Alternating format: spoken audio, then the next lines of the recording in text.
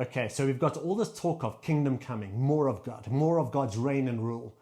And then sometimes we get off our knees and we go to real life, and for some of us, still no job, or we get news of a diagnosis, or the anxiety hasn't gone away, we lose someone, or God just seems silent. What do we do then? Because here's the thing.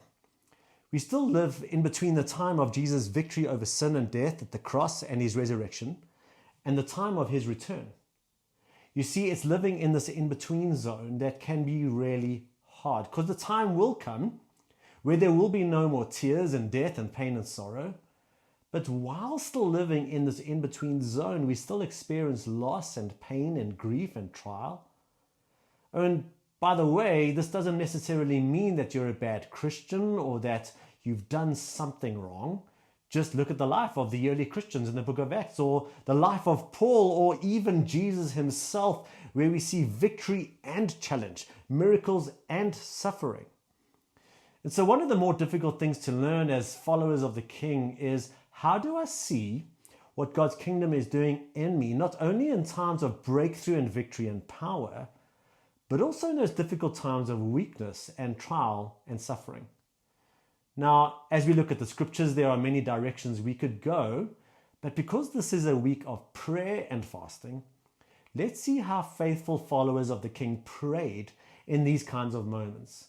And so one of the best places to turn is the prayer book that has been used by Jews and Christians for 3,000 years, aka the Psalms.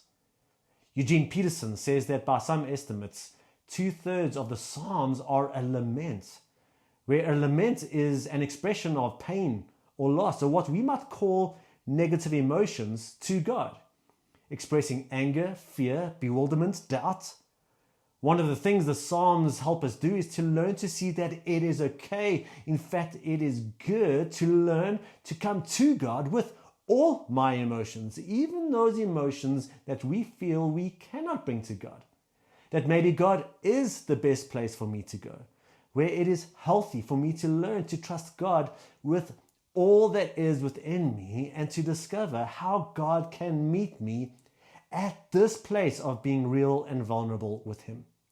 So today's time of prayer and reflection may be a bit different for some of you, especially depending on where you're at and what you're going through. And yet, I believe every single one of us, if we're honest, like David was honest in the Psalms, we all have thoughts and feelings and emotions that either we haven't brought to God, or maybe we've been too afraid to bring to Him, or maybe we're even too ashamed to acknowledge those thoughts and feelings. But by learning to pray in lament, I hope that you discover a God that you can turn to and that you can trust with your real life and your full self. Oh, and for today's reflection, I recommend you get a journal out, even if this is not really what you're comfortable with, as this will help you explore your heart as you do this together with God, your King.